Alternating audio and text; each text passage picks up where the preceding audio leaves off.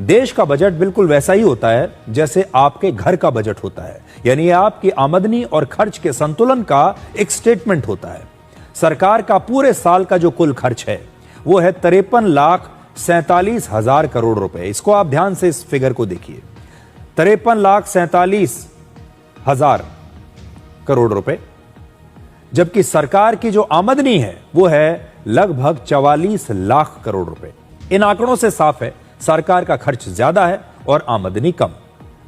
हालांकि सरकार अपने खर्च को पूरा करने के लिए कर्ज लेती है, और अगर कर्ज को हटाकर सरकार की असली आमदनी और खर्च को देखा जाए तो सरकार का राजकोषीय घाटा असल में 16,95,000 करोड़ रुपए है। तो ये 16,95,000 करोड़ रुपए ये सरकार का घाटा है हर साल का।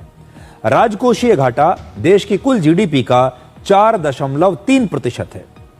अच्छी बात यह है कि सरकार का राजकोषीय घाटा लगातार घट रहा है और वर्ष 2022 और 23 में राजकोषीय घाटा जीडीपी का 6.4% था, लेकिन अब यह घटते हुए 4.3% पर आ गया है।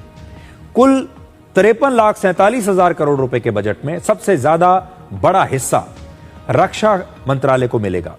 ऑपरेशन सिंदूर के बाद सरकार का पूरा जोर भारतीय सेना को मजबूत करने और नए हथियार खरीदने और हमारे रक्षा को और आधुनिक बनाने पर है। इसलिए रक्षा मंत्रालय को 7,84,000 करोड़ रुपए का बजट दिया गया है। आप ये कह सकते हैं कि भारत का जो रक्षा बजट है वो 7,84,000 करोड़ रुपए का है। यह है हमारा रक्षा बजट, जिसका आप कह सकते हैं कि सबसे ज्यादा पैसा हम रक्षा पर खर्च रहे हैं। दूसरे नंबर पर सरकार सबसे ज्यादा खर्च कर रही है यातायात पर, हाईवेज पर और रेलवे पर। इन सब को मिला के सरकार कुल मिलाकर 5,98,000 करोड़ रुपए खर्च करेगी।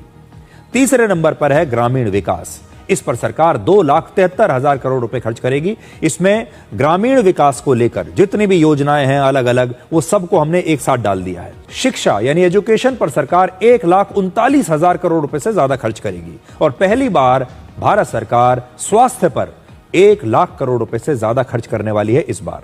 आपको जानकर हैरानी होगी कि स्वास्थ्य, शिक्षा और ग्रामीण विकास को मिलाकर जितना खर्च होता है उससे सिर्फ थोड़ा सा कम ही खर्चा सरकार अलग अलग सब्सिडीज पर करती है। इस साल सरकार सब्सिडीज पर 4,55,000 करोड़ रुपए खर्च करेगी। तो सब्सिडीज भी हमारा एक बड़ा खर्चा है, और सब्सिडीज में जो हम मुफ्त राशन देते हैं वो भी एक सब्सिडी है, पेट्रोलियम पर सब्सिडी देते हैं, फर्टिलाइजर्स पर सब्सिडी देते हैं। ये सारी सब्सिडीज अगर आप मिला लें तो वो लगभग 4.5 लाख करोड़ रुपए के आसपास बैठती हैं।